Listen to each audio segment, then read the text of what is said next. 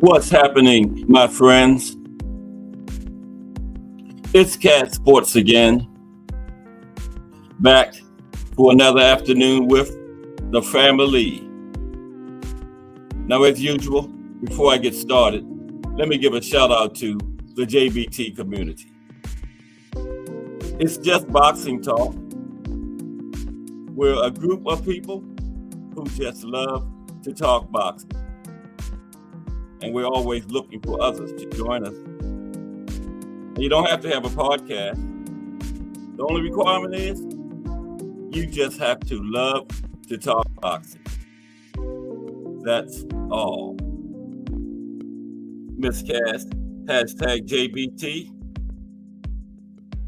Ray Patterson, straight out of New Jersey. Salute to everyone, and welcome to another episode of Cat Sports, the Box Historian. Today, boxing judging criteria and rules. So how's everybody doing this Wednesday afternoon, hump day? You know what time it is. If it's Monday through Friday, 2 p.m., it's the Box Historian. And that's me, your friendly neighborhood box historian, bringing you that boxing history. Boxing, the greatest sport of them all. That's why we love it and can't get enough of it. Okay? Hump day, Go Box Week. Let's get it. I'm going to do a little preview of the Pro Box at 2:30, of course. And we're going to talk about boxing judging criteria and rules. This Wednesday, and this is a show that came out of the chat. Brought to you today by Al Booger.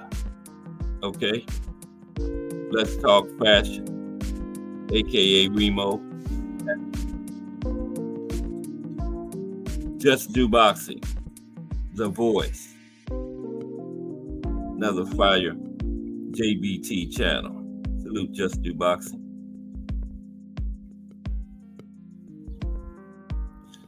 I heard something about the California State Athletic Commission was saying something about they want to do something about that weight bullying, you know. Because you shouldn't be able to fight at 140 weighing 165. Not picking on anybody, that's just an example. And they were saying something about 14% rehydration. 14% of the weight you're fighting at, that's as far as you can go up. And I had been saying something similar recently. I was saying like 10%, you know. Like you're fighting at 147. You can only rehydrate 10%, which is 14.7 pounds. So you can't go over 161.7. And the bigger guys will be able to rehydrate more, like for instance, 160, 10% is 16 pounds, right? You can go up to 176, makes sense. And then, you had the weigh in on Friday, then you have to weigh in not on the morning of the fight. You weigh in just before you make your ring walk. Because, if somebody can put on 25 pounds between Friday's weigh-in and Saturday night's fight, they can put on some pounds from that morning to that night of that fight, more than the 14%. So you weigh in, then make your ring walk. That's how I would do it. Flawless Mentality and Black Entertainment, hosted by Dr. Mark in the building. Salute Flawless Mentality. Welcome to another episode of Cat Sports, the Box Historian. Yeah, that's how I would do it if I was running one of those state commissions. And why do, boxing varies, the rules vary from state to state. It should be like the other sports, like NFL. No matter what state you're playing in, you're going by the same rules. Basketball, hockey. Why is boxing the only sport that's got all these different rules from state to state, that needs to be worked on. And speaking of other sports, NBA playoffs going on. This is Cast Sports. Let's take a quick look at last night. It was game one of the Eastern Conference Finals. Celtics pulled out a close win, 133 to 128, and it was a great game. The Pacers were actually had a 3-point lead with less than 10 seconds remaining, and Jaylen Brown hit a deep 3-pointer from the corner to tie it up. Then the Celtics won it in overtime. Celtics were led by Jason Tatum with 36 points and 12 rebounds, and Jaylen Brown added 26 points. And Tyrese Halliburton led the Pacers with 25 points and 10 assists. And Pascal Siakam added 24 points in a losing cause for the Pacers. Game 2 of that series is tomorrow. Game 1 of the Western Conference Finals begins tonight with the Dallas Mavericks at the Minnesota Timberwolves. NBA playoffs. Y'all become a big basketball fan this time of the season, especially when you get this deep in the playoffs. So just thought I'd touch on that. I'll give you daily updates on it for the basketball fans. But this is Hump Day, Wednesday, Pro Box Week. Ivan Redcatch is on there tonight. Yeah, veteran boxing. We're going to talk about that in a few. But what y'all think about that weight bullying? They really do need to address that because it's out of hand, you know. And those guys got ways to put weight back on fast, you know. So like I said, I would have to weigh in. You step on the scale, weigh in, and then walk on down and get in the ring. That way, you're not going to be 1 pound above what you're supposed to be fighting at. Well, the 10% or the 14%, however they want to do it. I think 14% is still a little bit too much. Do 10%. You know, 147. You can't be any more than 161 pounds, you know.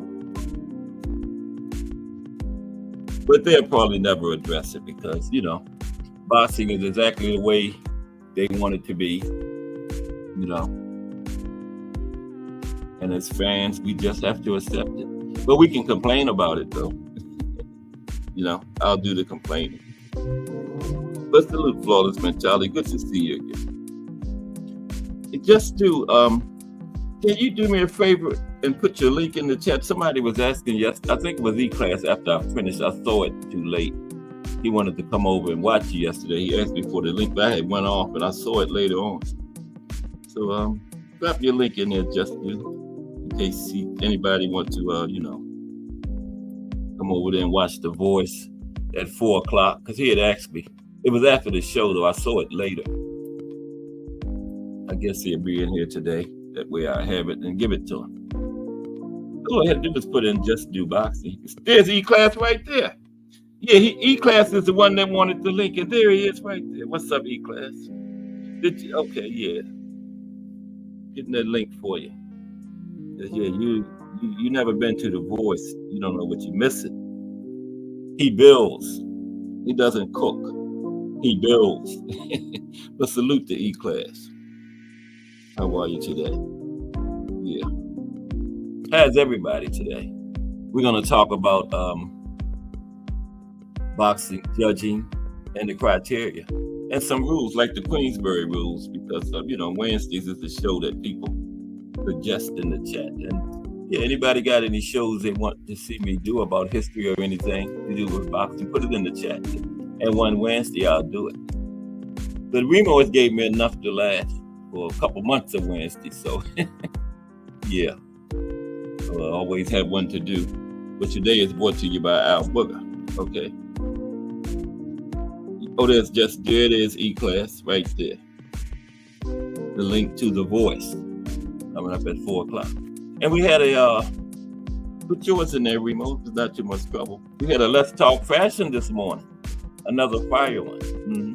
Had a couple special guests. It was a very, very, very good show. And Remo had his fronts on. Nice pair of fronts. That's what we old school guys call them, fronts. You know. But I was talking about those sunglasses Remo had on. The youngsters call them nowadays. I guess they probably got another name for sunglasses. Yeah, but they were stylish. But yeah, another fire hashtag Let's Talk Fashion is out there. I saw the whole thing, but I'd probably have to watch it again because it'll be next Wednesday when we get another one. I think. When is the season finale, Remo? I know you was talking about a season finale coming up. I ain't gonna say how long it is. It's not gonna be 4 hours, like I thought. No, I'm just kidding. Yeah. But yeah, we're gonna touch on the criteria judges are supposed to use, not use, supposed to use, because some of these decisions we see is definitely not the criteria I'm going to talk about today, because I don't know how they come up with them, you know. And some rules like the Queensberry rules, and I got 7 judges. You know how I profile the boxers? I got 7 judges I'm going to talk about today at the end. Like Tim Cheatham. What a name for a judge. Tim Cheatham. Man. They should have just not even gave him a license just because of his name. Tim Cheatham. I wouldn't want him judging no match I'm fighting in. Tim cheats them. Tim will cheat them. Yeah, Tim Cheatham. Isn't that quite a name for a boxing judge or any kind of referee in any sport? Couldn't be named Cheatham. Yeah.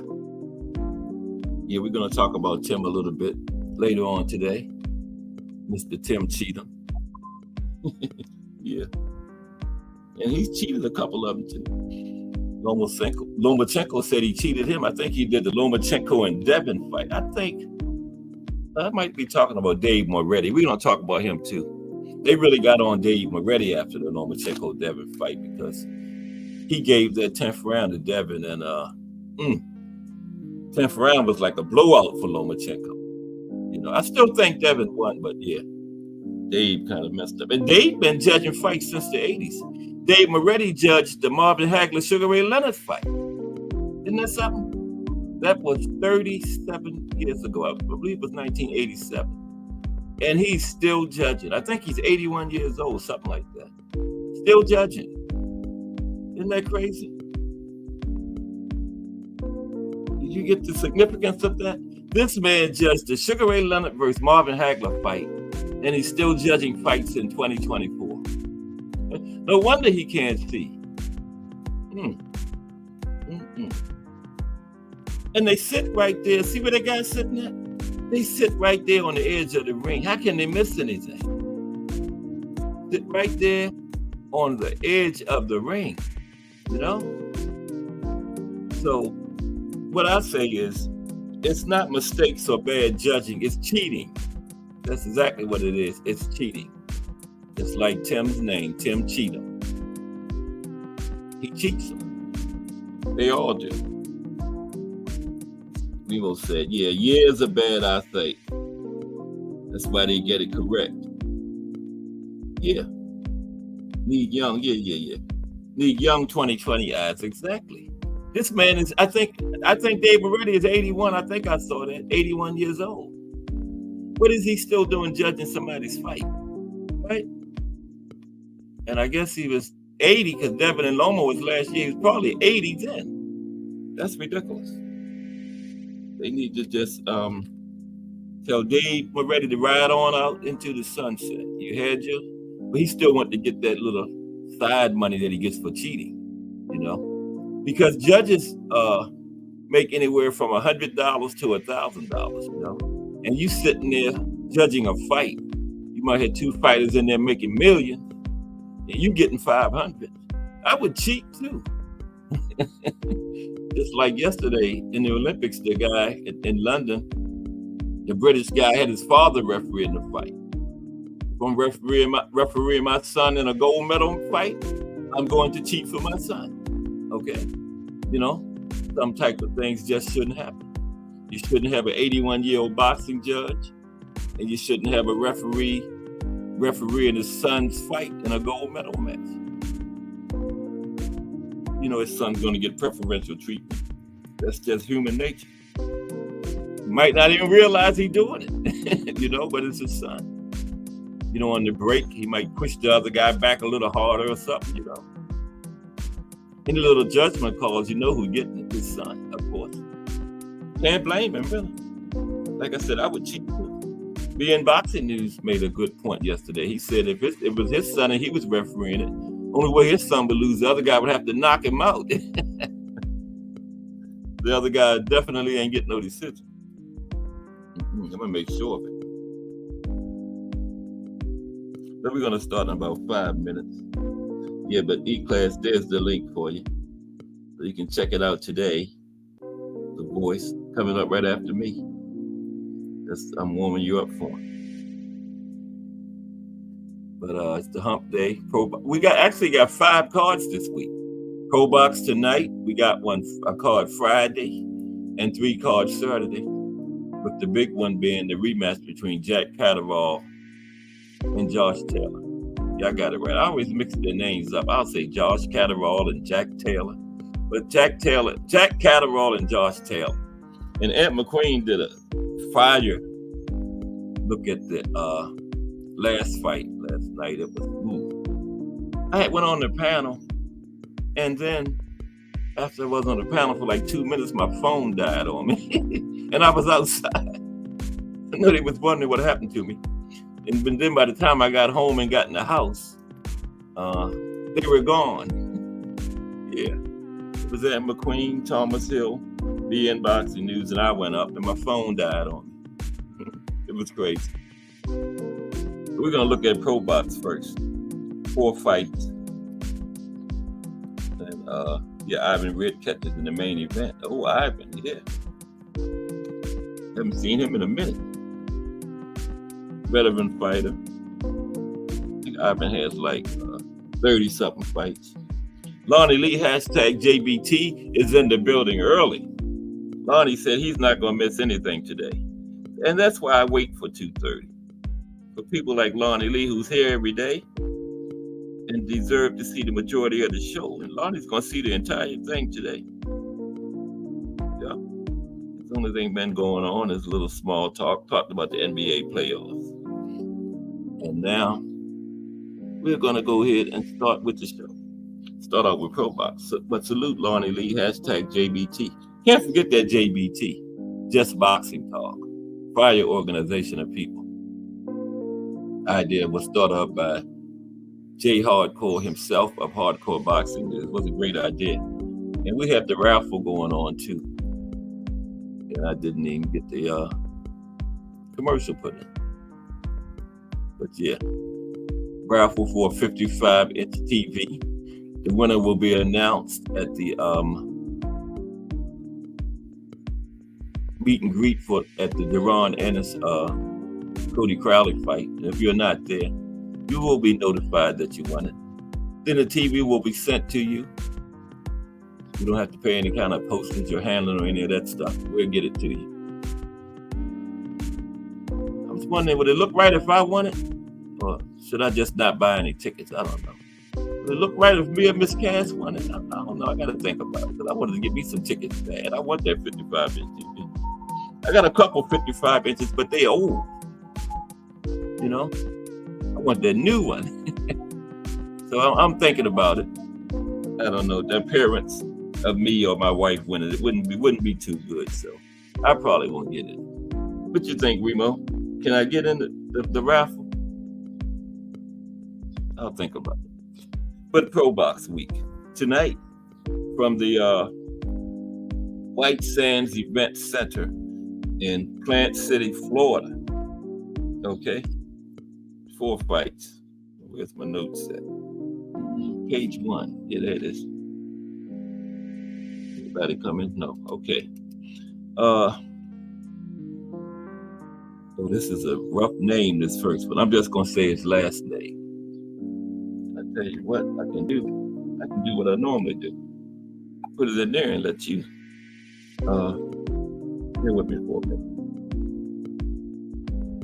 This is one of the guys in the main event. IR.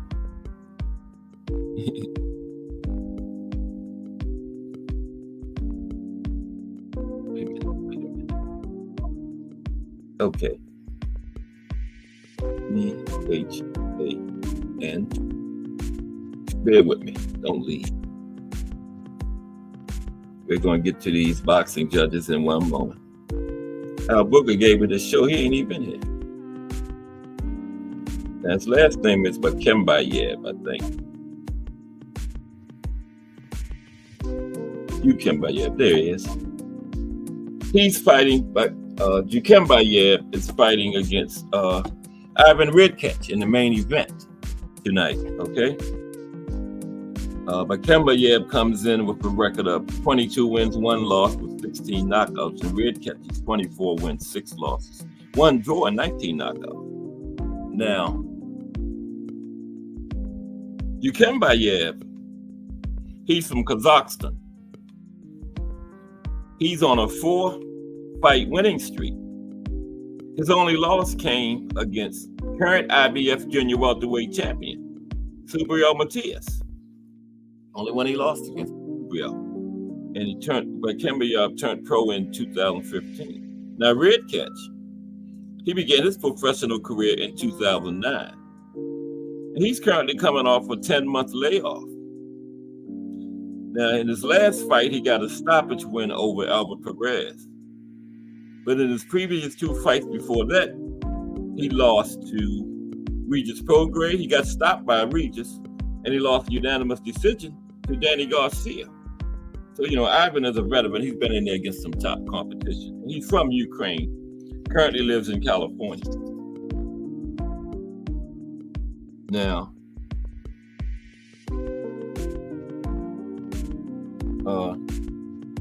the co-main, Ms. Cass says, well, then send me some pictures of the TV. Yeah, we got some. I just didn't get the commercial put in, but I'll show it to you when we get off of here. The co-main is Jonathan Cardoso, 16-1, 15 knockouts versus Adam Blue Nose Lopez back in action, 17-5, 6 knockouts. This is in the 135 division. Okay. Now, Cardoso, his only loss came against Juan Huertas. And that was a fight for the WBC Latino lightweight title. They got all kinds of titles, man. Because all you got to do is have that champion behind your name. You paying those sanctioning fees. The Latino, WBC Latino lightweight title. Wow. Cardoso is 25 years old from Sao Paulo, Brazil. Turned pro in 2017. Now, Blue Nose Lopez, he's from Glendale, California. He's held the North American Boxing Federation title, featherweight title, NABF, and he's also held the WBC Latino lightweight title. WBC Latino lightweight title again. Now, Blue Nose Lopez is a very experienced fighter. He's faced some top competition. For example, Oscar Valdez twice, Abraham Nova, and Isaac Dalby. Okay. Blue Nose turned pro in 2016. I said 17, but it was 16. There also a couple prospect fights on the card. Michael Gamble, 7-0, 4 knockouts. He's going up against John Edwards, 6-1. That's a junior lightweight. And finally, Charles Harris, 8-1, 7 knockouts. Pretty good knockout rate early. He's going up against Kyle Irwin, 7-1, 3 knockouts. That's at lightweight. Okay, that's Pro Box tonight. So let's get ready to do the show now. Boxing judging criteria and rules. Brought to you by Al Booker. And he's not even in here. I meant to tell him last night when I was on the Casuals Corner that his show was coming up today, but I forgot. He might be along though. Normally normally Al Booker shows up. No, that's not too low. Let me get up. I don't have much of a slide display today. Just some pictures of the judges. But when we get to them. Okay. Let's try to get to the top of that. There we go, right there. Okay, let's get started.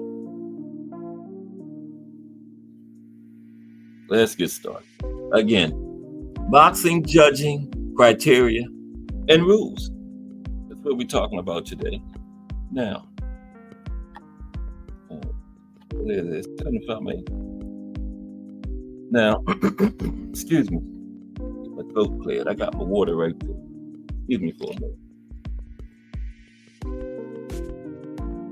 It is another fire hashtag. Let's talk fashion out there too, like I told you. Check it out if you haven't. There's some nice guests, couple nice guests. I think it was a couple from New York. They had moved to Houston, Texas. Now, yeah. They say H-Town is the place, man. Yeah. Okay. Excuse me. Now, boxing judges are responsible for judging the results of a boxing match, right? With as many as 3 judges, typically seated at ringside to score the fight and assign points to the fighters based on punches landed, defense, knockdowns, and other more subjective criteria. And we're going to go over exactly what that criteria is in a little while. Now, at the Olympic level, there are usually 5 judges, as we talked about yesterday. Now, a boxing match that is not ended in a knockout, a technical knockout, or disqualification, and reaches the preset number of rounds the fight was scheduled for, or has gone the distance, the fighter with the higher score on the judges' scorecards at that point is ruled the winner of the fight, okay? Now, you can either get a decision or you might get a draw. Both are possible as a result of the fight. Now, many fights end in controversy due to the open-ended style of boxing judging, with fighters or fans claiming the fighter was robbed or unfairly denied the win. Now, if a championship fight ends in a draw, of course, the current champion retains his title, because you got to take it. They ain't going to give it to you. So the guy or the man or woman that came into the fight as champion retains his title in a draw. Now, boxing has always traditionally been a male-dominated sport, including men performing all the officiating duties like refereeing, judging. Now, the first female boxing judge was Carol Polish, and she was appointed in 1973, and we're going to talk about her too later. Now, Eva Shane was appointed a year later by the New York State Athletic Commission. And Eva Shane was the first woman to judge a heavyweight championship fight in 1977. That was the Muhammad Ali versus Ernie Shavers fight at the Garden. Excuse me. We're going to talk about Carol Polish and Eva Shane in a little while. Okay. Now, hardcore boxing news. That's Jay Hardcore himself, the founder of the JBT.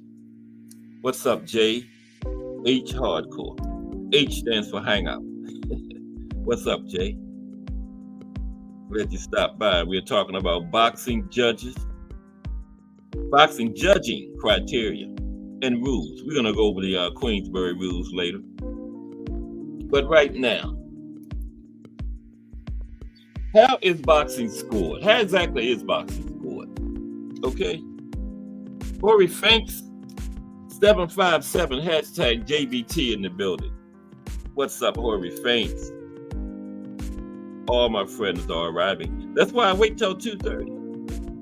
Okay. Because people got other obligations, like working, So I give them time to get in here.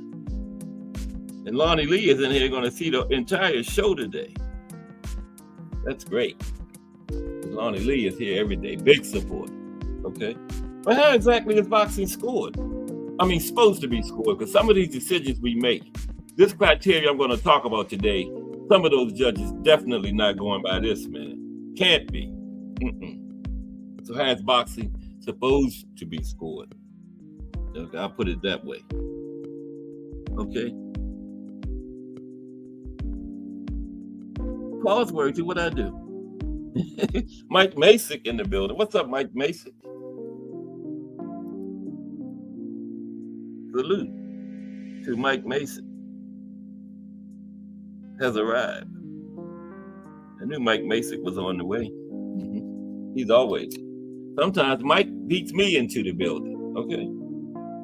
Beat me and Miss Cass into the building. And he's here. Okay, so how is boxing supposed to be scored? I'll put it that way.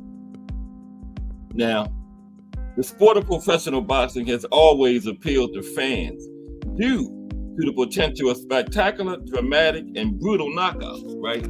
It's what we want. Why everybody loves Tank so much, you know?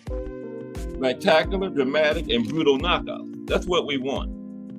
Now, when one of the fighters can land a finishing shot or a combination of punches on the opponent to the point where they can't continue, then the fight is over at that point, regardless of how many rounds it was supposed to be, how many it was scheduled for. But, however, if no stoppage occurs and the fight goes the distance, then it goes to the judges, right? That I just got finished talking about. Now, scoring in boxing is much more complex than other sports, you know, like football, baseball, basketball, hockey, soccer. You know, those sports, it's very clear. Whoever scores the most points during the game is the clear winner. Now, the way boxing scoring determines the winner draws way more controversy than those other sports, right? Because, you know, unlike those sports, the clear winner is whoever, you know, football, whoever has the most points at the end or whatever, and you sit there and watch how they got there, you know, as they doing the scoring. But boxing, you have to sit there and wait till the end. That's why Thomas Hill had a good idea. Put the judges' scores up after every round, okay? That way they can't cheat. Because if a boxer is ahead like 6-4 after 10 rounds, you can't have him losing like 7-5 because you had already showed he had 6 rounds already. Follow me? So that's what they should do. Put the scores up after each round. But the way they do it, a judge can change his cards. A judge was caught doing that in the Olympics, remember? Like we talked about yesterday. So yeah, that would make sense. Like other sports. Let us see the scores as the fight goes on. Wouldn't that be good? Instead of just waiting until the end and then they just tell us. And you know those fights, sometimes they take forever to hand those cards in and you know what's going on there. Changing the cards. Why they need to show the cards as the fight progresses. That would be much better. But they don't. That's why it's so much more controversy in boxing. Now, there's controversy in other sports, but not even close to what we get in boxing. Okay? So let's look at it. Now.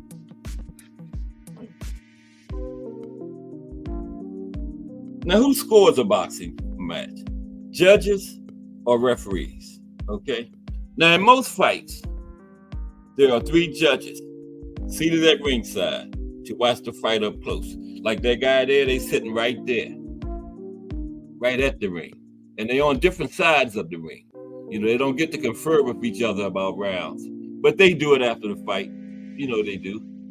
That's why they take so long handing those cards sometimes. But during the fight, they can't confer with each other. Like that guy upstairs, other judges, the other 2 are on other sides of the ring, sitting right there, close to it, okay? Now, those judges are approved by the same body that licenses the fight, okay? And when possible, the judges are usually from a neutral location compared to the fighters. Like, for example, you got an American fighter facing a French fighter. It would be preferable for the judges to be from Canada, Great Britain, you know, Mexico, something like that. See what I'm saying? Yeah. Now, a 3-judge system is mandatory for championship fights, but for some 4-round fights between prospects, the fight is still judged by the referee. I seen one like a month ago over there in Great Britain. Yeah, 4-round fight between 2 prospects. The referee judged it. So that's still done. Okay. And the referee used to judge championship fights at one time, but that was stopped because they wanted the referee to focus more on what was going on in the ring instead of worrying about judging. But at one time they did. But now, for championship fights, a 3-judge panel is mandatory. But the referee still judges some 4-round fights between prospects. Okay? Now let's get into how exactly the fight is scored, the criteria, and all of that stuff. Okay? Now, the modern scoring system is known as the 10-point must system. You always hear the commentators say that this fight is the 10-point must system, yada, yada, yada, you know. Right before they make their ring walk, they put that up there. This is what the 10-point must is. This is what the 10-point must system is. Okay? Now, each judge scores each round individually, round by round, on a 10-point scale. Now, most rounds are scored 10-9, with the boxer who did better in the round getting a 10, and the other fighter gets the 9. Okay? Now, if a boxer is knocked down or hurt bad enough to require a standing count, the standing 8 count, from the referee,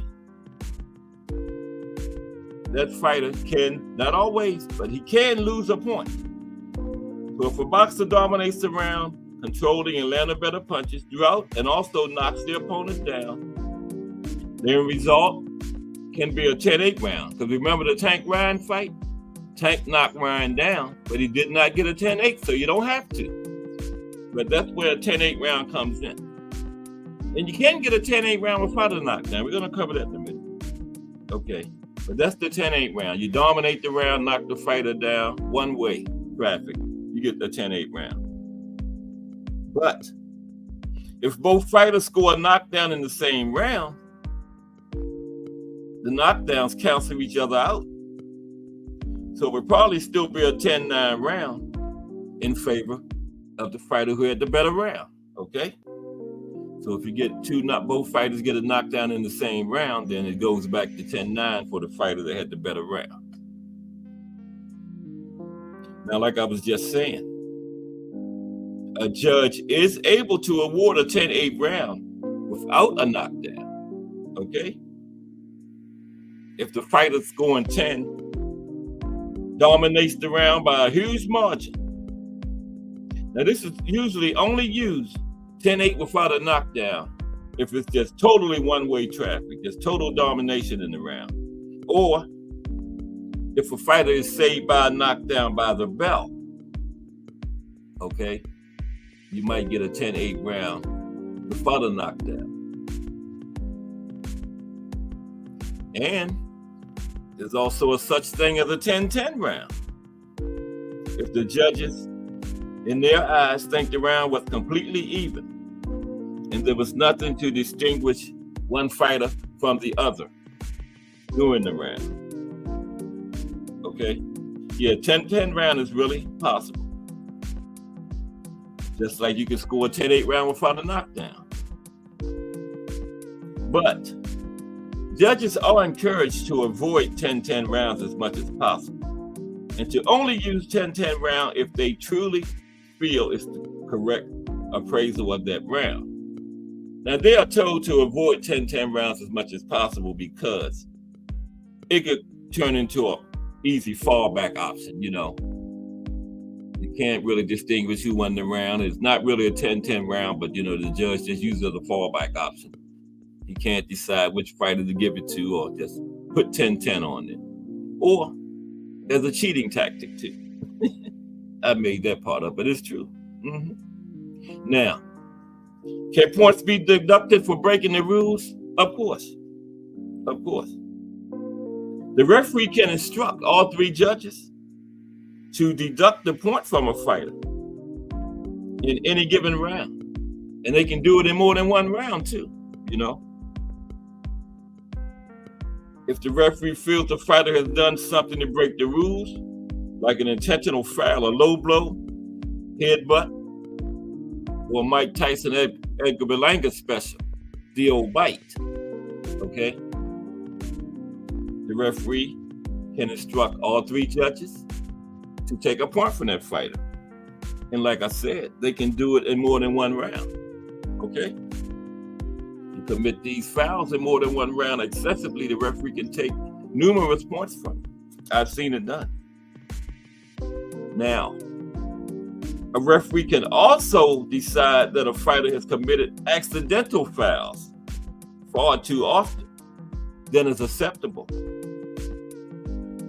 and deduct the point for that. Okay? You know, the referee can decide that it was accidental headbutt, but it keeps happening too much and deduct the point for that. But come on, man, if it keeps happening too much, it ain't accidental. You know, he's doing it on purpose. But, you know, that's up to the referee's discretion. He can say too many accidental headbutts, but I'm still going to deduct the point from you. Okay? Now, what exactly is the criteria that the judges look for when they score in these rounds? Okay? What exactly do they look for? Okay, now this is a big one here. Effective aggression.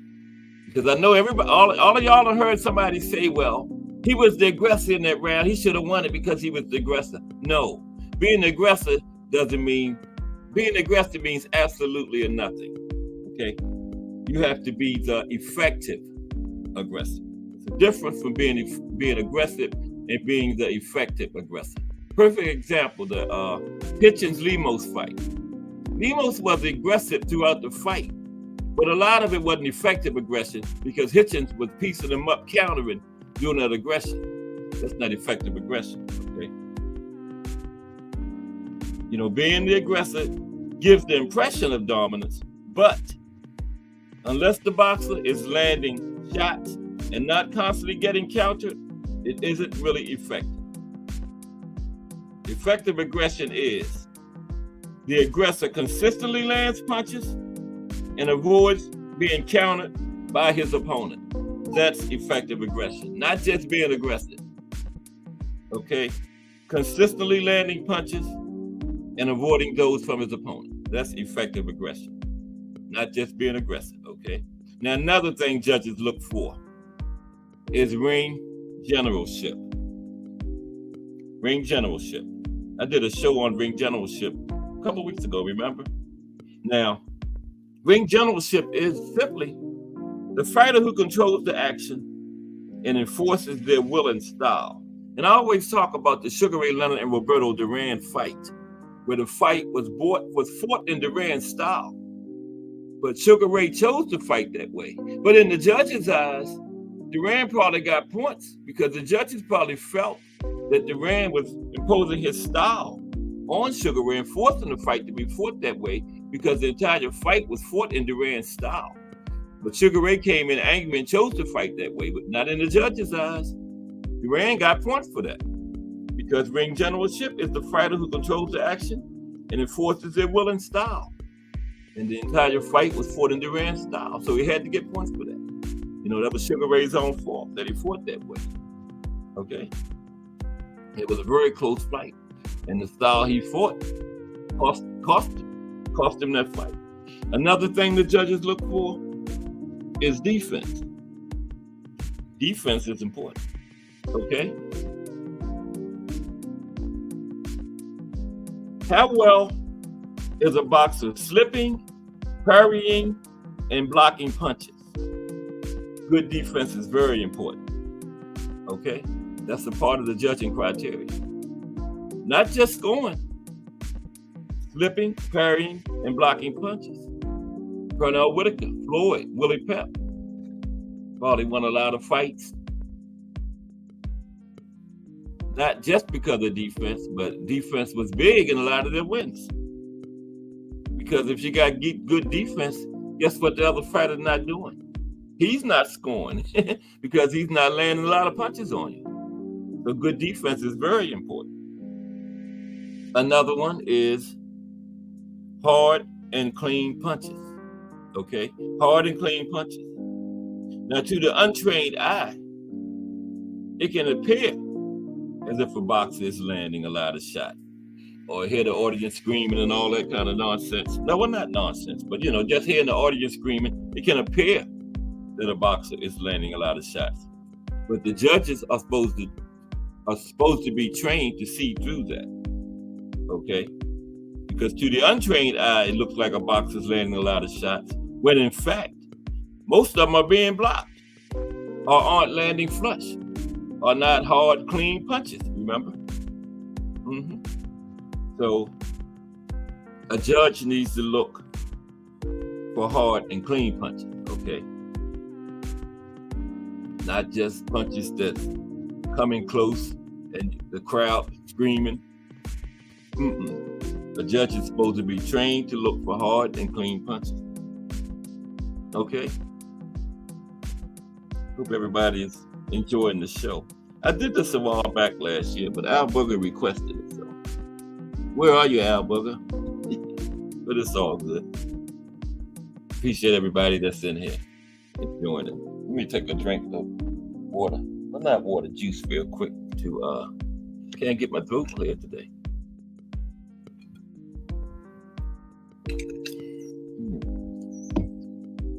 And tomorrow is going to be on the women boxing, history of it, profile on some women, and Friday is the will o' the wisp, Willie Pep, the profile. But today is on boxing judging criteria and rules. So now let's talk about the type of boxing result, like unanimous decision, draw. Let's talk about them. Okay, the different kinds of result we can have in a boxing match. Because if nobody has won via knockout, after the preset number of rounds that the fight was scheduled for, the judges' round by round scorecards throughout the fight determines the winner. And remember, each round is worth 10 points. And in a 12-round fight, a fighter can score as much as 120 points. 10-round fight as much as 100, 8-round fight, 80, 6 rounds, 60, 4. A fighter can score as much as 40 points if it's a shutout, okay? Now, the three judges will each have an overall winner, or they might have scored the fight dead even. Now, here are the different types of results that the judges can come up with, okay? A unanimous decision, that's self-explanatory.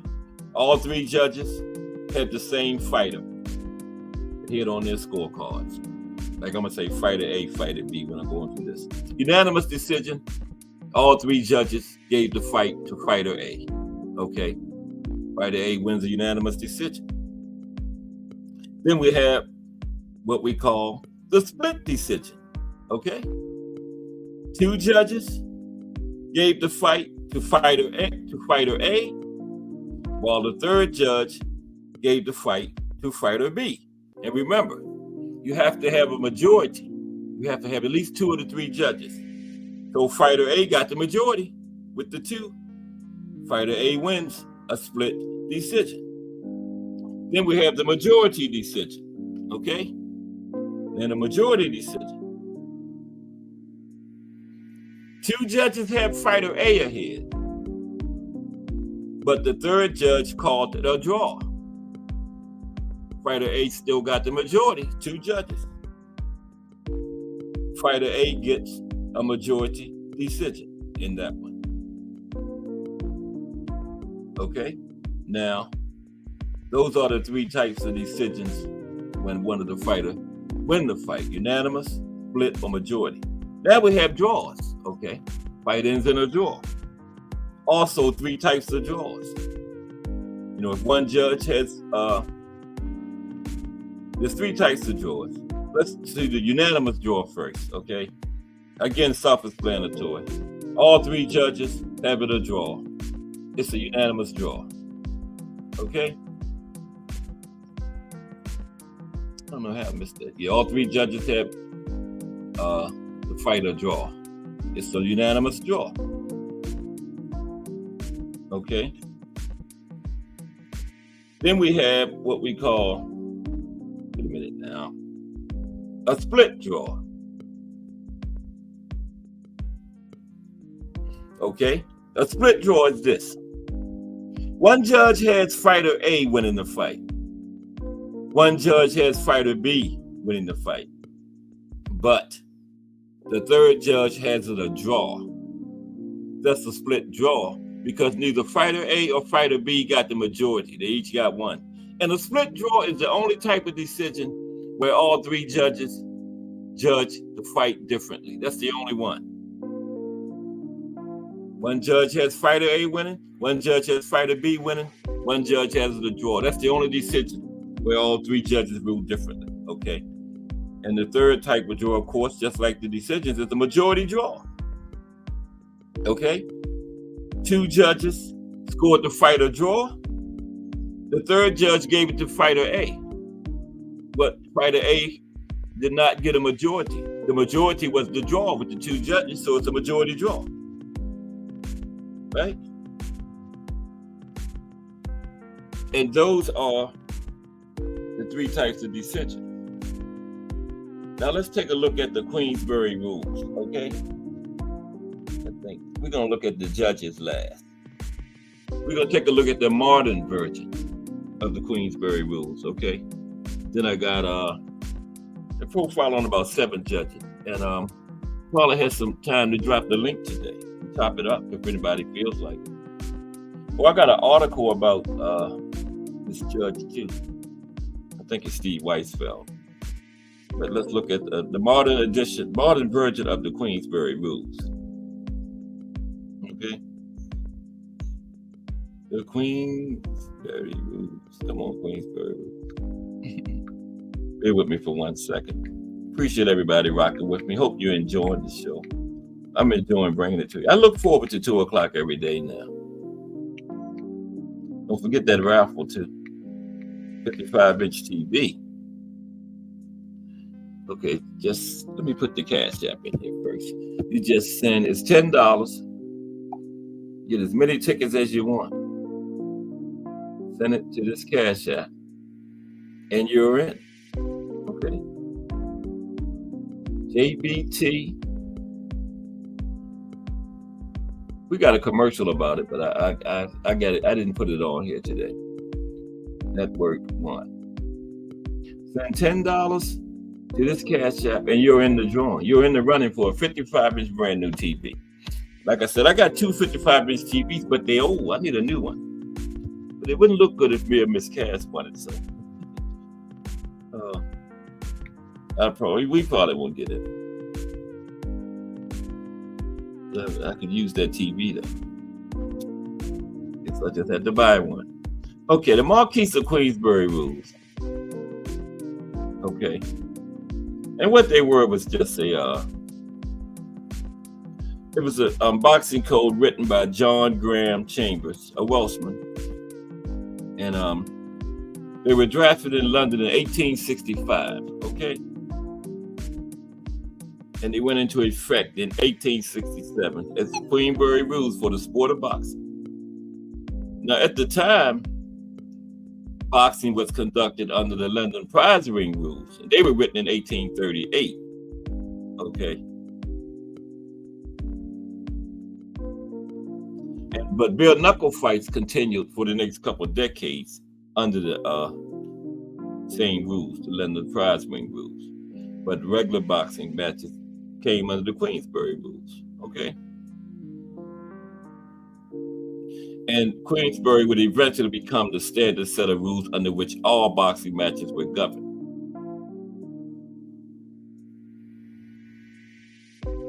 And these rules persuaded boxers that you must not just fight simply to win, no holds barred. It's not the way. You must win by the rules because fighters could headbutt, go each other. They could use wrestling moves in boxing back in that day. They sure could. Jim Mace put under those rules. Remember him? Now let's look at the modern version of the Queensberry rules. Okay, then we're going to talk about some judges. Now,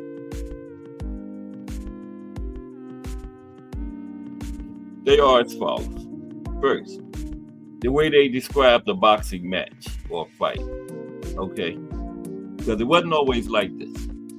They said a boxing match is contested in 3-minute rounds and ends after the predetermined number up to 12, formerly 15. After every round, except the last, the fighters return to their assigned corners for 1 minute.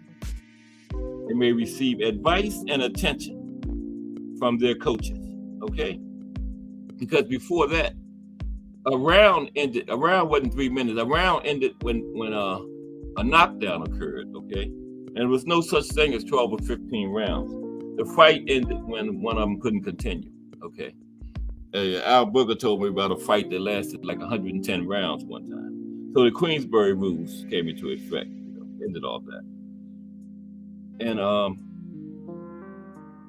the fight is controlled by a referee who works in the ring to judge and control the fight, rule on the ability of the fighters to fight safely, count knockdowns, and rule on fouls. Okay? A win by knockout.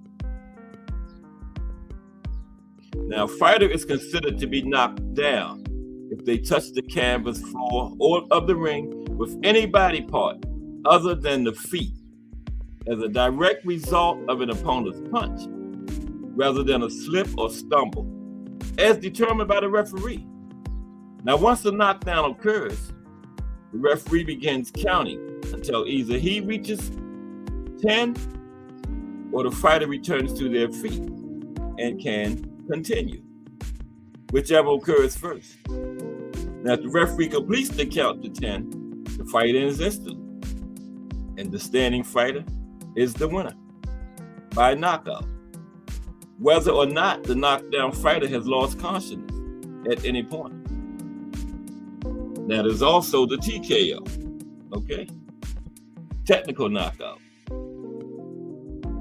Now, technical knockout may be ruled by the referee or the fight doctor if a fighter is unable to safely continue the fight based on injuries or an inability to mount an effective defense, okay? Inability to mount an effective defense. Or if a fighter declines to continue the fight after the 1 minute break between rounds has ended.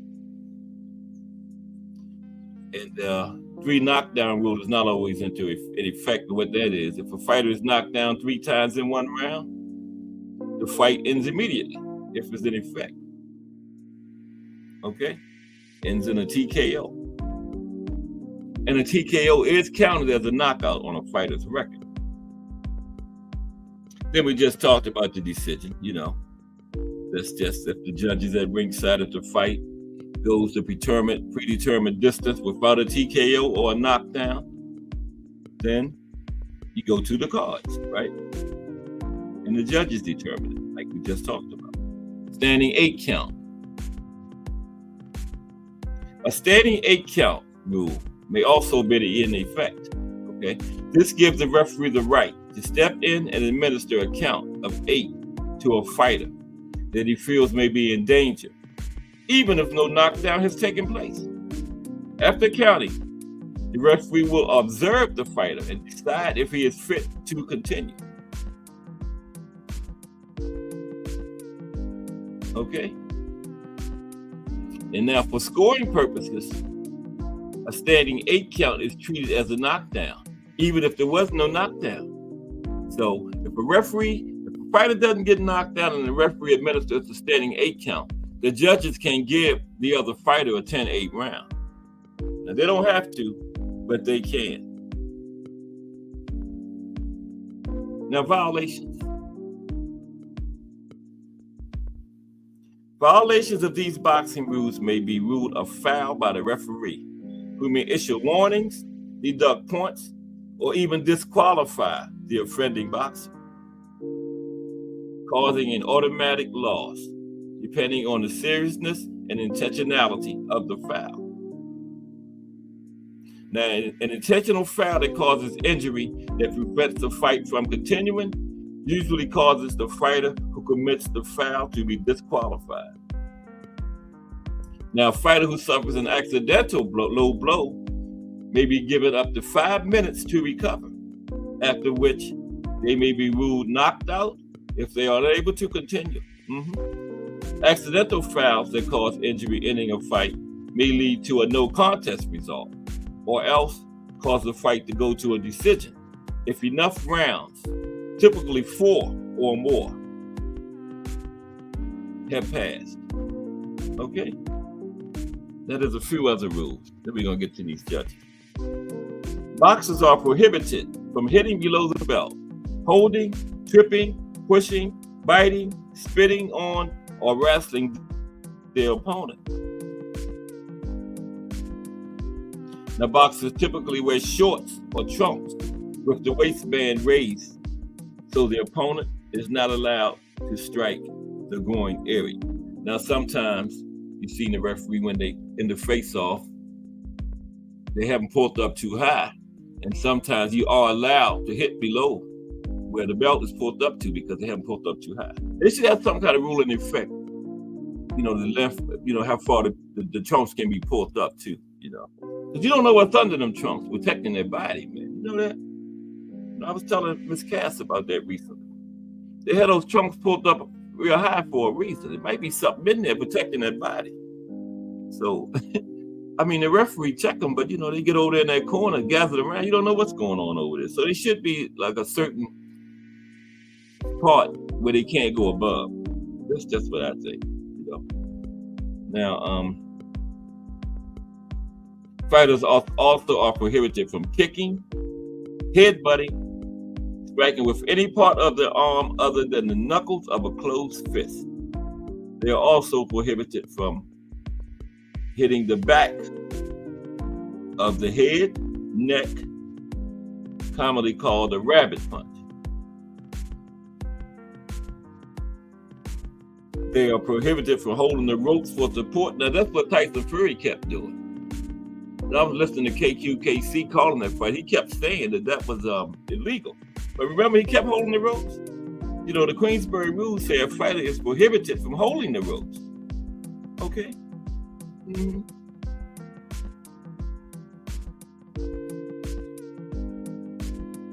Yep. Excuse me for a minute. I lost my place. They're prohibited from holding the ropes. Okay. And they're also prohibited from holding an opponent while punching. That's a Josh Taylor special there. Or ducking below the level of the opponent's belt. If a clinch is a defensive move in which a fighter wraps his arms around those of his opponent and holds on to create a pause. Now, if a clinch is broken by the referee, each fighter must take a full step back before punching again. Or the referee may direct the fighters to punch out of the clinch. And when a fighter is knocked down, the other fighter must immediately go to a neutral corner, to the farthest neutral corner of the ring until the referee has either ruled a knockout or called for the fight to continue. However, once the fighter is knocked down, the referee must administer the 8 count before the fight can continue. You know, once he gets up, he has to have a standing 8 count before the fight can go on. Okay, let's take a look at these judges that I got for you. Wow, Tim Cheatham is first. The first judge we're going to talk about is old Tim Cheatham himself. There's Tim. Okay. Hard to find pictures of these judges, but there's Tim Cheatham. What a name for a judge. Now, Tim Cheatham became a boxing judge in 2009. Okay. He's American, lives in Las Vegas, Nevada. He's judged at around 615 fights, including Canelo Alvarez versus Jaime Munguia, Tim Tszyu. I picked a lot of recent fights, you know, that we heard of. Tim Tszyu versus Sebastian Fundora, David Benavidez versus Demetrius Andrade, Earl Spence versus Bud Terrence Crawford. Tim Cheatham did that one. Yeah. And Roland Romero versus Ismael Barroso. Tim Cheatham. Next, old Dave Moretti. Heard this man was 81 years old. He judged Sugar Ray Leonard versus Marvin Hagler in 1987 and still judging today. That's ridiculous. That is totally unacceptable. 37 years in his 80s. Go ahead, Dave. Ride into the sunset. But anyway, he's an American judge. And guess what? Not just Sugar Ray Leonard and Marvin Hagler in 1977. Dave Moretti's been judging fights since 1987, Sugar Ray Leonard versus Marvin Hagler. Dave Moretti's been judging fights since 1977. So 47 years. Okay? He has judged over 90 world title fights. I guess so. Well, he cheated in all of them. Over 90 world title fights during his long career. Currently resides in Las Vegas, Nevada. And he's done a total of over 1,400 fights in his career. It's time for Dave to go. But there's Al Booker, man. Al Booker, this is the show you brought to us. What's up, Al Booker? What's on the judges' criteria? I looked at the Queensberry rules, and now I'm looking at a few judges. I'm glad you made it, Al Booker, in the house. So now we're going to talk about, we was talking about Dave Moretti. This man began judging in 1977. Okay, that's ridiculous. He's still judging. Okay, resides in Las Vegas, Nevada. Has judged over 1,400 fights during his career, including Devin Haney versus Vasil Lomachenko. They got on Dave for that one. Teddy Atlas called for his judging license. The face of boxing, Gervonta Davis versus Ryan Garcia. David Benavidez versus Caleb Plant. Canelo Alvarez versus Triple G. And remember, Sugar Ray Leonard versus Marvin Hagler. Way back then, he was judging. Isn't that ridiculous? 81 years old. And wear glasses. Now, I believe in football and basketball, baseball, umpires aren't allowed. Any umpire that needs glasses are disqualified from being an umpire or a referee in those sports. So why boxing got judges that wear glasses? But they sit right up on the ring. So they definitely cheat. That's where the judges sit at, right there on different sides of the ring. So they should be able to see everything. So I don't look at stuff as a bad judging decision. I look at it as cheating. Look where he's sitting at. How can he miss any of the action? And he's sitting in different places on 3 different sides of the ring. You see the referee go over and collect their cards after the rounds. That's what he do when he bending over the rope. He getting their cards. Then he take it over and give it to somebody else. But we should be able to see those cards after every round. They turn them in after every round. But I think at the end of the fight, they give them back to him and let them change it. That's what takes so long to come up with the decisions. That's just what I think. What y'all think about that? I really believe that. But the next one is Steve Weisfeld. There's Steve. Okay. Now, Steve has been a boxing judge since 1991. What's that, 33 years? Yeah, 33 years. Okay. And he's judged over 1,600 fights.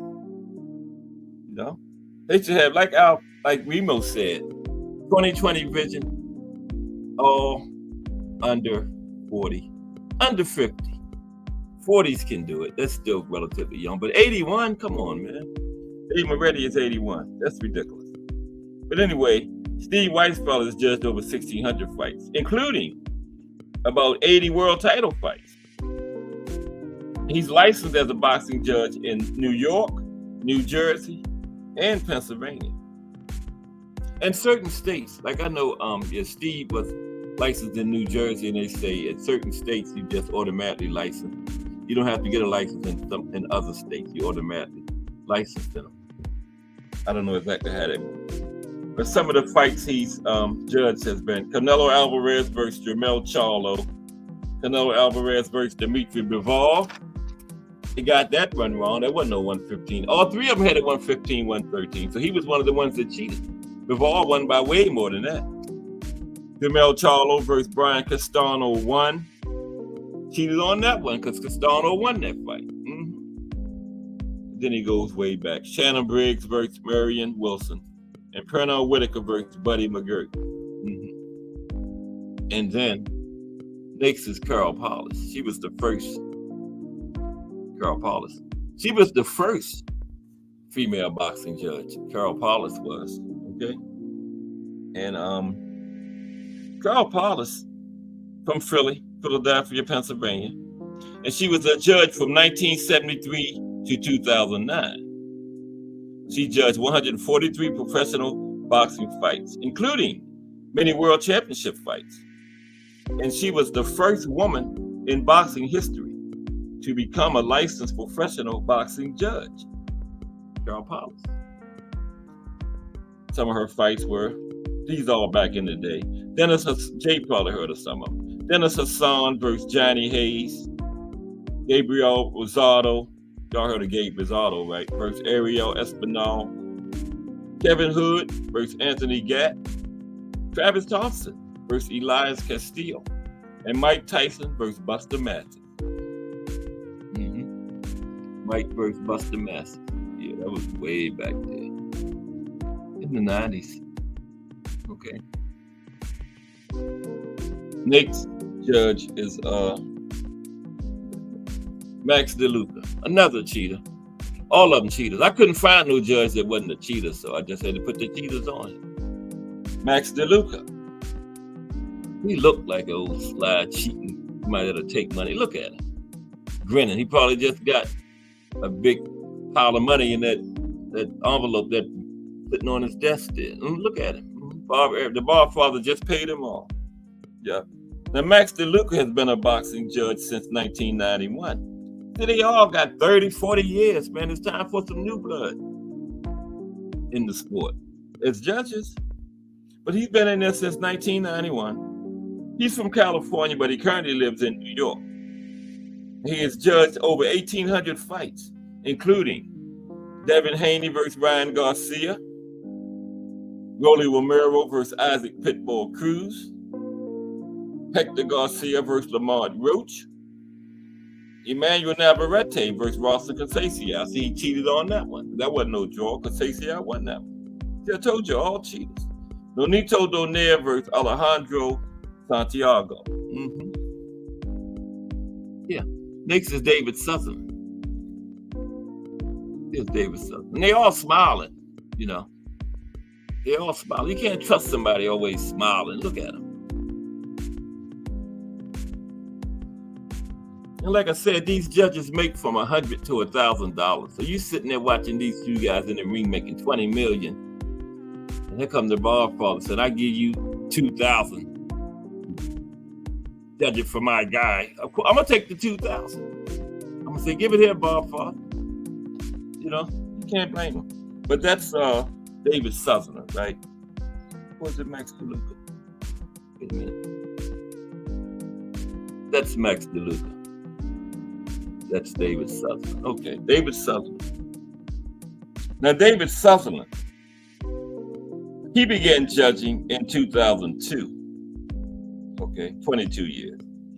He has judged over 900 fights in his career. Currently resides in Owasso, Oklahoma. And some of his fights: Canelo Alvarez versus Jaime Munguia, Tim Tszyu versus Sebastian Fundora, Anthony Joshua versus Francis Ngannou, Teofimo Lopez versus Jermaine Ortiz, and David Benavidez versus Boo Demetrius Andrade. Okay. And Eva Shane. She was the second woman. I just couldn't find nothing clear of Eva. That's her in the middle there. She was the second woman to receive a professional boxing license, a boxing license to be a professional judge. Okay, Eva Shane. Now, Eva was one of the first, the second one. She's one of the first female judges in New York, but she was the first woman to judge a heavyweight championship fight when she judged the 1977 fight between Muhammad Ali and Ernie Shavers. Okay? She's passed away now, but she was from New Jersey. She judged her first fight in 1977. I don't think it was at Muhammad Ali and Ernest Shavers, because they wouldn't put her first fight in there, in a championship fight, a fight of that magnitude, no. So she started in 77, but it was before Muhammad Ali and Ernest Shavers, I'm positive. And some of the fights she judged, these are way back there. Nassim Hamed versus Kevin Kelly, Shannon Briggs versus Tim Ray, Mark Breland versus Daryl Lattimore, Ray Mercer versus Evander Holyfield, and of course the one I talked about, Muhammad Ali versus Ernest Shavers. Okay. Now let's look at this. I got an article about Thomas Hill, hashtag JBT, the mayor of YouTube. I got an article about Steve Westfield. I'm gonna drop the link. Okay, it's almost 3:30. Anybody want to come up and finish the show off, chopping it up? Come on down. But what's up, Thomas Hill, hashtag JBT. JBT. What's up, T Hill? Hey, T Hill, remember last night I came on a panel and dropped off 2 minutes later, my phone died. And by the time I got home, y'all had went off the air. Yeah. I said, man, I just got up here and my phone died on me. That was crazy. I'm going to drop the link down in there. Anybody want to hit it? You can hit it. And then I got an article about this guy, Steve Weisfeld, written by Chris Mannix, about how he became a boxing judge. And how do you become a boxing judge? It varies from state to state, Just like anything else in boxing, state to state, the rules vary. Becoming a judge varies, You just have to contact your local state boxing commission and see what the requirements is, and they'll, take you from there. It involves training program, certification tests. They want you to be in good physical condition. I don't know why you got to be in good physical condition. All you do is sit there. Only thing you have to be good about you is your eyes. And you got boxing judges wearing glasses. Dave Moretti, 81 years old. How good a physical condition can he be in? 81 years old. Come on, man. Give me a break here. And you had to be willing to cheat. That's one of the requirements. No, I made that. I'm sorry. I made that up. But yeah. I'm going to put the link in. We can see what's going on. We can talk about it.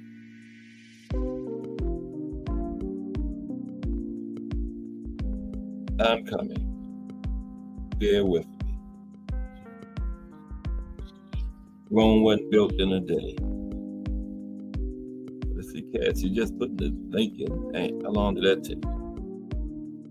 What is that? Okay. I believe that's it.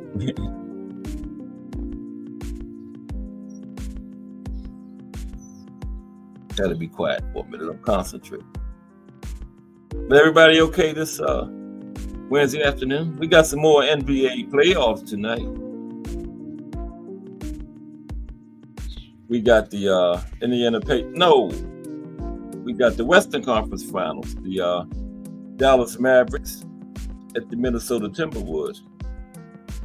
We will not have a repeat champion because the Denver Nuggets are gone. Gone. Eliminated on their home court. Both teams were eliminated on their home court and went Game 7. I ain't going to say won the Eastern Conference. Remo's still in here. I ain't going to say the Knicks got eliminated by 21 points on their home court. Plus, Ant might be listening. So I'm not going to talk about the Knicks. And they had a good season, though. I think they went further than they've been in years. The Knicks. So, you build upon the next season. Next season, I'll be here before you realize it. I got to get this article up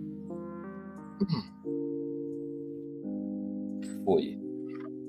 Okay? Hope everybody is having a great Wednesday. Like Miss Joette said. Everybody is having a great Wednesday. Where is it? Oh, boy.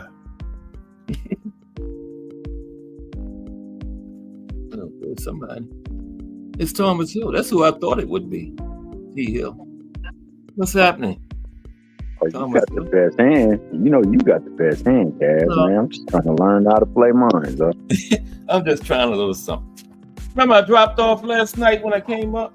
Yeah, you came up and then you just disappeared. We was like, where'd Kaz go? My phone died. Yeah. We thought Kaz was like, we thought you had enough of the nonsense and said, you know what, we done. I was only up there 2 minutes. But what's happening? Ain't nothing, just getting ready for another catering event we got this Saturday. Well, actually, it's Friday, Saturday, and Sunday. So. I never got to ask you about the big undisputed fight. You know, when we had the discussion Monday, you wasn't in here. What you think about that? The big undisputed fight Saturday. You talking about the Tyson Fury? Yeah, Fury and Usyk fight. Oh man, that fight played out pretty much like I said it was gonna play out, man. I mean, I never, honestly, man, I'm gonna be honest with you. I never thought Fury was special. I thought he was very good at being able to cheat. Yeah. And I thought that, you know, that was allowing him to get over on certain fights that he probably would not have won. That he wouldn't have won. And big, you know, all that size. Yeah. He big, and you put on 290 something pounds and lean on somebody that's 215, that wear you down after a while. Exactly. You know what I'm saying? Then there was the alleged time where he fought and he was on that, hopped up on the cane, and it allowed for him to get up after that hellacious punch that he took from Wilder. Yep. And then, you know, the gloves and all the other stuff, man. It's just too much stuff that, you know, I can't rock. I can't rock with that. Yeah. It's so much. Something got to be true, you know. One person will get on that. You know what I mean? Yeah, it's too much for it to be far-fetched like that. It can't be far-fetched like that because it's too often, it's too much. It's too consistent that it's you. Like somebody told me, if everybody say the same thing about you, then it can't be everybody else. That's right. Everybody's wrong except you. So you know what I'm saying? It can't be that way. No. But that being the case, I mean, still was an intense fight. I mean, I got issues with both of them because I thought for sure Dubois had knocked him down with a clean shot. Yeah. And I thought that was warranting of a knockout, man. He couldn't continue to fight at that time. Yeah, exactly. Yeah, that fight should have been over. So, yeah. That's one of them punches that you just can't get up and go for. He was given 3.5 minutes. I know. To recover. And he milked too, didn't he? Yeah, oh yeah. And it seemed like the umpire wanted him to. I mean, the referee wanted him to. Yeah. So, you know, I'm not too happy with that. But I do know that in every other fight, you know, your boy has held himself accountable and done very well in the ring. And I mean, he's a very good boxer, and that's supposed to be what Tyson Fury's strength is. See, Tyson Fury ain't fast, he ain't quick, he ain't strong. He's a good boxer, right? That's all. So if you're fighting somebody who's an excellent boxer and you're a good boxer, and that's all your talent is, you don't really have any marginal victory edge over him, other than your size. And he chose to take that away by trying to come in shape. I know. And he wasn't doing too bad early with that long jab, but Usyk kept with his game plan, man. He was coming forward and he just stuck with it, man. Yeah, and Usyk hits harder than he does. He's in better shape than he is. He's quicker than he is, and he has better feet than he does. So it's like after a while, the war of attrition was going to wear off on Fury, and it was going to. And I said by decision. I said he might knock him down a couple of times. I was wrong. I don't think he knocked him. Did he knock? You know, he did. He get credited for one knockdown, right? What do you think about that? A lot of people say it should have been stopped. Then, what do you think about that situation? When if he would have fell out the ropes, he would have. If he would have fell, saved him or something. I don't think so. I agree. I don't think so. Yeah. I think a lot of it is from disdain. A lot of people do not like Fury. A lot of people love Fury. You know, the people who do not like him, they're looking for the reasons to fully castrate him, and the people who love him looking for reasons to fully, you know, venerate him and exonerate him. So I mean, I look at it from the standpoint as like, yo, why should it have been stopped? Did it look like he couldn't continue to protect himself? Because that's the only time it should be stopped, when A fighter cannot protect himself, or a fighter cannot change the outcome. And all they're doing is taking. And a TKO is up to the referee's discretion. It's a judgment call. It's not right or wrong. It's up to the referee, and he felt what he felt, and he let it go. So you can't say he was off or anything. Yeah, it's up to the referee. Another referee might have stopped it, but this one just didn't. So Yeah, no, he was able to continue. Yeah, the referee did his job. It wasn't like he was taking extreme amount of punishment. It wasn't like he was getting beat upon. So he did his job. Fury got some good recovery powers, though, man. Wow. Yeah, he does. He definitely does. Come back, yeah. But you know what? If Usyk hadn't got that knockdown, I think they would have gave that fight to Fury. You see, one judge still gave it to him, man. You see those scores? Yeah, see, that's what I'm talking about. Yeah. That's what I'm talking about. The knockdown. I think Usyk and that's one of the things that I think needs to be revamped and looked at in boxing, because it continuously happens. It's consistent that we get bad scorecards, and it should not be. Like, there should be a standard of what you're looking at. Exactly. And you know what you said one time, I mentioned that earlier because I went over the criteria. The scores should be, after every round, we should see them. Because they turn the cards, how come we can't see them? Exactly. What's up, Jeff? You know what I mean, T-Hill? Exactly. What's up, Jeff, dude? The good brother. Good box story. I had to come click your link one time for the one time, man. Yes, sir. Welcome. You're always welcome. Man, ubiquitous and loquacious. Thomas was good with it, bro. Oh, you know you was good, bro. We just out here riding your wave, man. And then look, when you came in, you brought somebody great with you, man. Aunt McQueen. So you know what I'm saying? We time to click this damn link. Did the results come out yet for the test? It's supposed to be today, right? We won't get the I just got an update on that. We won't get the, today is the date, but I don't think we'll get the results today. Okay. So okay. I called it Judgment Day for him today. Yeah, that's what it is. Yeah, and it's got people in the rut too, man. You got some of the Danny Haney fans who been quiet as heck and now they ready to rile up because they thinking they about to get some good news. Yeah, pretty much. Let's talk fashion. What's up, Remo? Man, Remo fire show this show earlier. Yo. What up, y'all? That was fire. My man Cass told you to put your stunner shades on. Yeah. Call them fronts. The fronts was amazing, huh? They look like windshield washers, huh? He being his element, man. He be doing the damn thing. Yeah. Yeah, that was another fire one, Remo. Yeah, that was fire, though. You would think he been doing this shit for years. Nah, just kept following behind y'all, man. You know how I go at first. Nah, bro. You want to talk about? You got it naturally, trust me. Good looking. And your lane is fashion, man. So that was perfect for you to start that. Let's talk fashion. You do that shit well. And nobody could do it better. Yeah.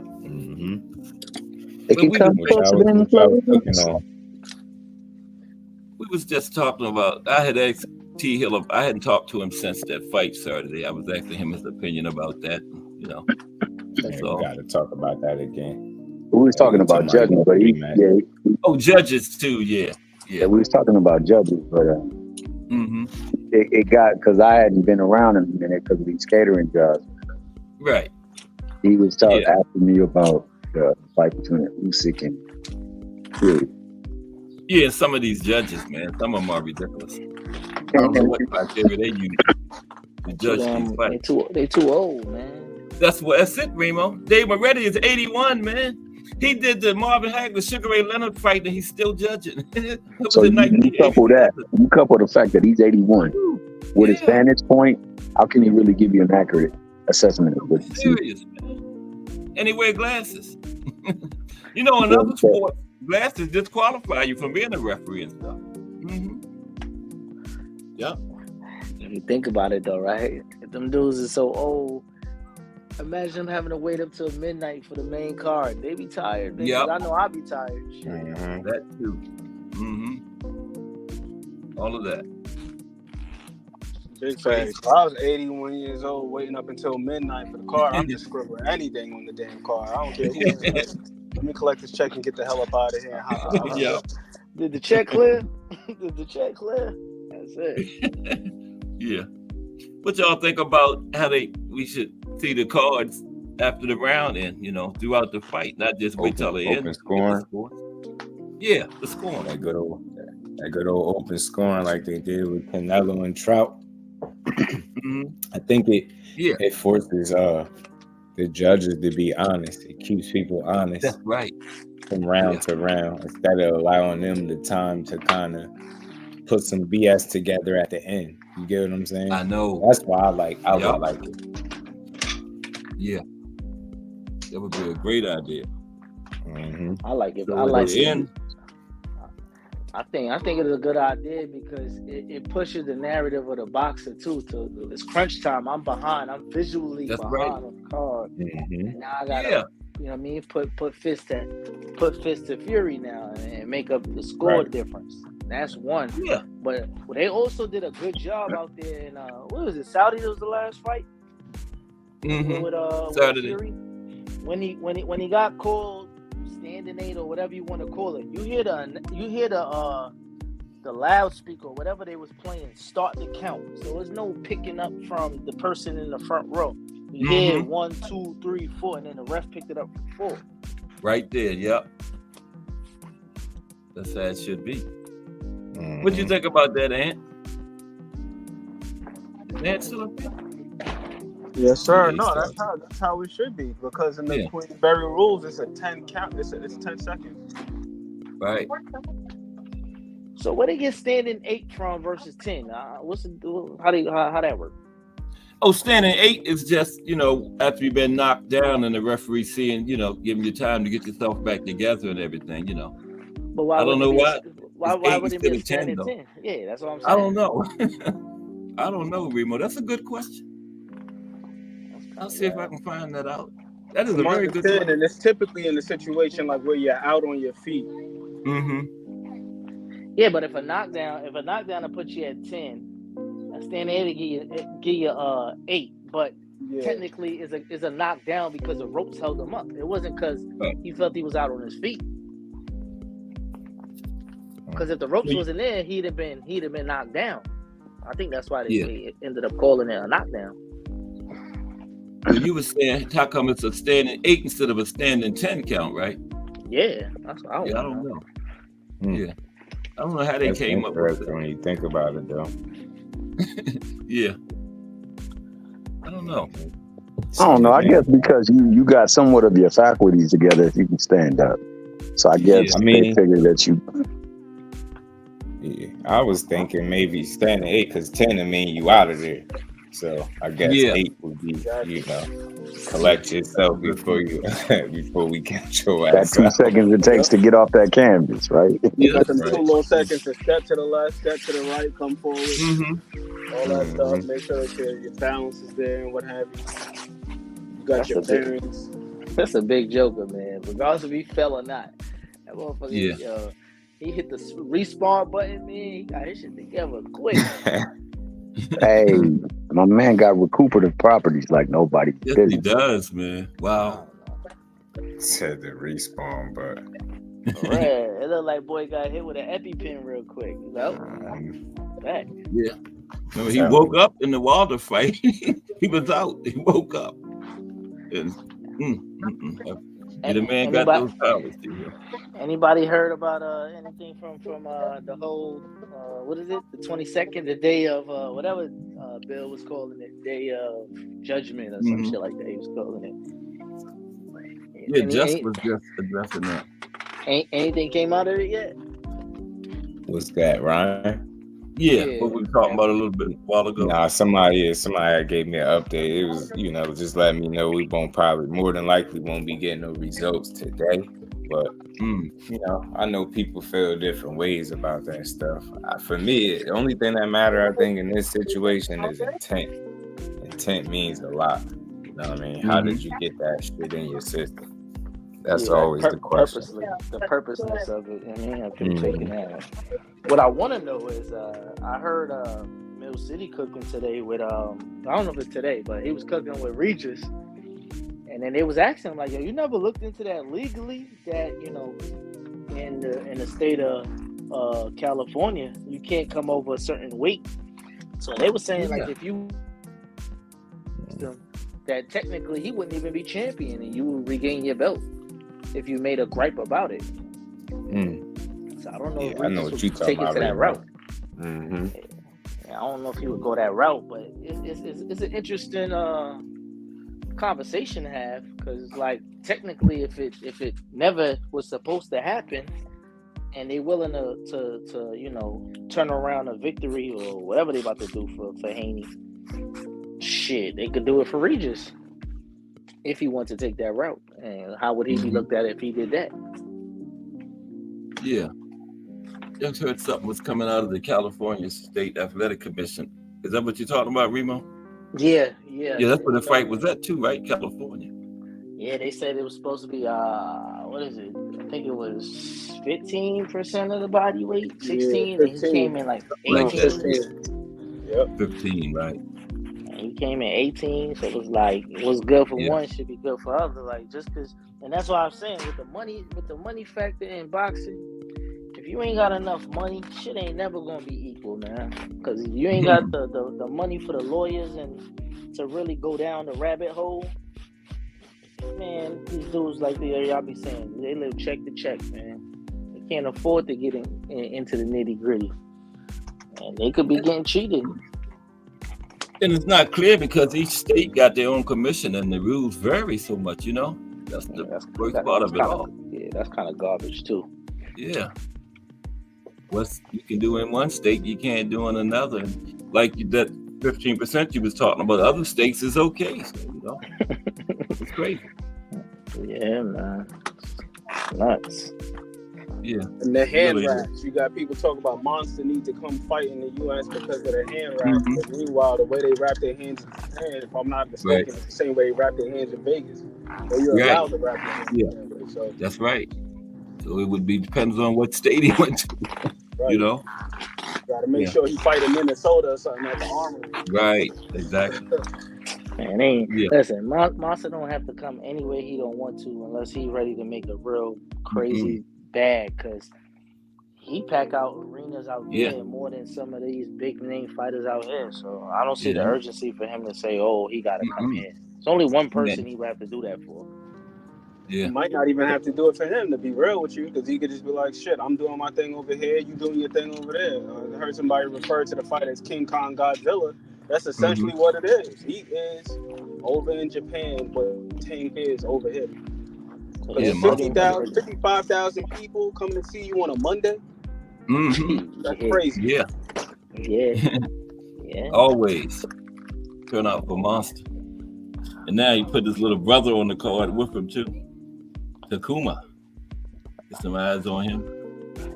See, I like the fact they made him look human last time around. He got his ass off the floor and just put the pedal to the metal. That just added another layer to, you know what I mean, the who they selling him as. Not invincible, but you know. Still made him. I'll say this look though. kind of good. If you see some of his other fights, he had one fight where he broke his hand. I think he still knocked the guy out. Then the other fight with what's my guy's name? Nonito Donaire. He got his orbital bone broken. Won the decision. Came back. Stopped him in like 2 rounds in a rematch. So Monster's a guy that's been showing that he's got resilience or what have you, but. We just keep thinking like it's just like a fluke or something. I don't know what the hell we thinking over here. We just gotta just give it up to the guy. Gotta give Monster props. They like listening to the narrative, because you know what they say one thing, and I found in this boxing podcast space, and that shit just circulates until they believe it's believable. And I'm like, I know. You know, you say it enough. You say a lie enough, it becomes the truth, right? Bruh. Or a narrative. They were saying that the Shakur fight and the Boots fight was so close. Eddie Hearn is trying to step on such and such and such. That guy Shakur he does his own number. He has his own fan base. It's not going to be he's selling out like, you know what I mean, 40, 50,000, but he doesn't struggle to sell at home. So I don't even know why they be trying to paint that shit. Like, everybody can have their own, you know, set of fans without it being, you know, oh, this person doesn't sell. Nah. Yep, because you got some people who don't really sell like that, and you got other guys who are, you know, made to be these big stars, and yeah, they might sell, but it be in smaller spaces. Like, no disrespect to Teofimo Lopez, but I never hear that about him. But every time he fight in New York City, they got him fighting at the Hulu Theater, which is a nice venue. Don't get me wrong, but they don't have him in the main room. Yeah, like over at the where the Knicks and the Rangers play. Like, they don't have him over there. But then you got Shakur selling out the Prudential Center, which is nothing to sneeze at. That venue packs like 15,000, 16,000 people. So if you could sell that out, you're doing pretty damn good. Yeah, I think Shakur is better to stop doing a little bit of talking and just let it play out how it's gonna play out. He got the following. All people want to do is attach to that next performance, so they can attach that conversation back in order where it's supposed to be, and he'll be just fine. Yeah, I think he's gonna have a good performance in that next fight. Oh yeah, so.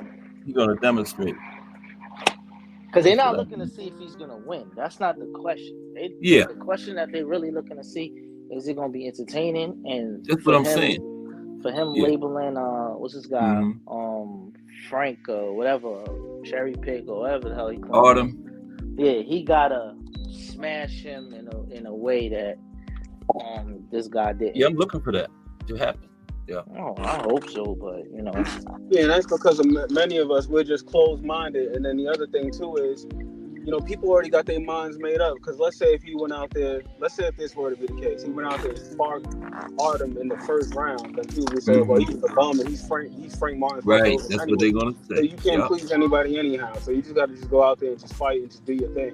Then you 12-zip him and it's he was scared to get hit. He didn't want to do X, Y, Z, even though he didn't lose a single round. So at a certain point, you just can't even be concerned with what people are going to say. Only thing that you do is getting the dub, cashing your check, and for the people who do support you, just know that they're going to rock with you regardless because they come to see you for a specific thing. They enjoy seeing you box. That's it. It's something for everybody. Right. Yep. Move on to the next one. I agree. That's essentially why I did that live the other night, man, with the Mike Nakatila fight, because I kept hearing it over and over again. Yo, I kid you not. I was on BVO's channel 2 days before, and somebody was in there talking about, he was so scared of Nakatila, and I'm like, yo, we got to just cut this shit out. That's why I text Just, I'm like, man, I'm going to just do this live thing. I wasn't even going to go live, but I'm just like, I got to go live. I got tired of hearing that same narrative. And then it's like, you watch the fight, and he's putting hands and feet on it. He did everything you could possibly do but stop the guy. Dropped him twice, didn't lose a single round. Had him backing up throughout the fight. Had him backing up. He was at one point, he was like muscling him and hitting him with body shots, throwing him to the canvas. It was just like he just looked in complete control. But again, you say certain things long enough. I think it was you, Cass, that said it a few minutes ago. People take it as true, and they don't even fact check. They don't even go and do their due diligence. They saw somebody else on Twitter say it. They heard somebody on the Boxing Voice say it. They heard somebody on another platform say it, and then before you know it, it just becomes the dominant narrative. Yep. It's sad though. It's sad. That's how this shit go though, man. Cause I be trying to explain some of my homeboys or whatever, and I'm like, yo, the dude did. They were like, oh, Tank never did this. I'm like, yo, he never lied to nobody. He told y'all he never cared about the belts ever since he was a little kid. He became a pro. I don't care about the belts.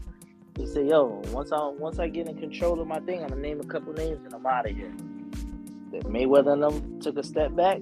Started naming names. He signed 2 contracts in a row. So it's like they want the narrative to go how they want it to go, but you can't fight everybody at the same time. Nope. Shit is crazy. Sure can't. I don't know, man. I just hope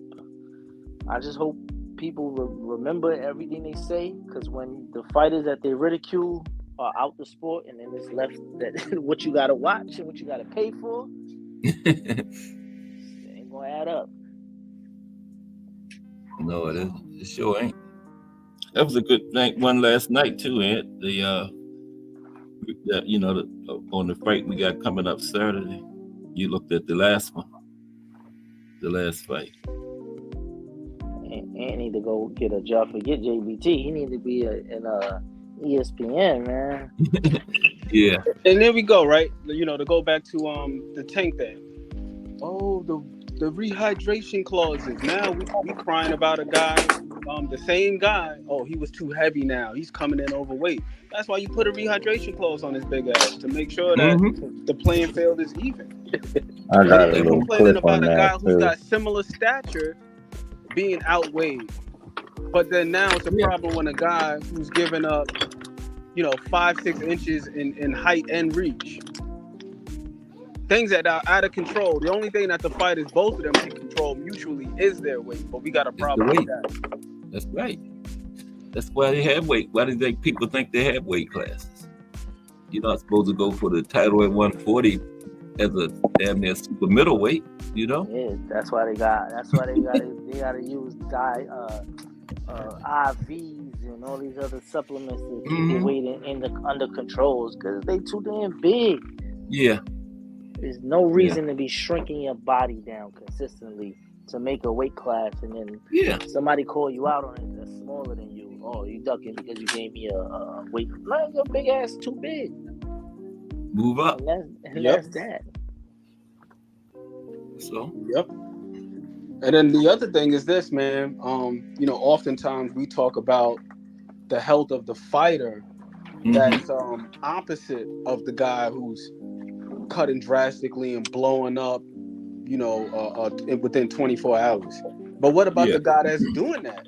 That's depleting himself. Like, you got to be concerned about their health too. You got to be concerned about their health too. It's like, how healthy is that? How long can you continue to practice that?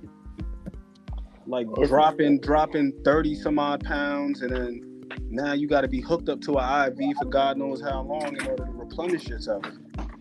That shit is overstress and overwork on your kidneys alone. That too, especially the dehydration, man. A lot of people don't know Joe Frazier. He went blind in one eye after one of them Ali fights. I can't remember which one it was, but it was because he was dehydrated.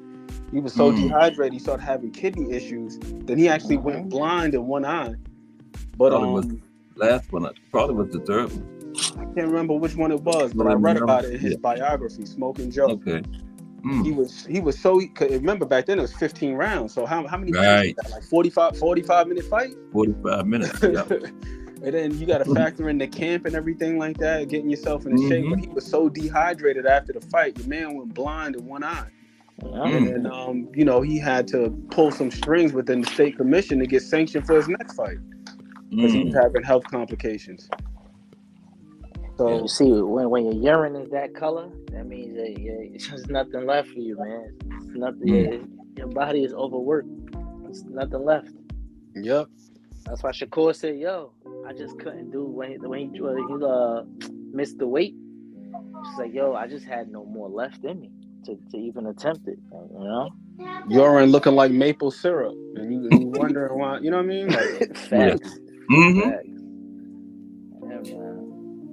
Hey, gentlemen. Okay, it's time to go listen to the voice, Bill. The voice is still in here. You got 3 minutes, Just. Man, don't you got a show to be on? Yeah. Yeah, we get ready to yeah, my bad. I was still over here doing stuff. But y'all know, we get ready to going right over there with you today. Remo and my guys.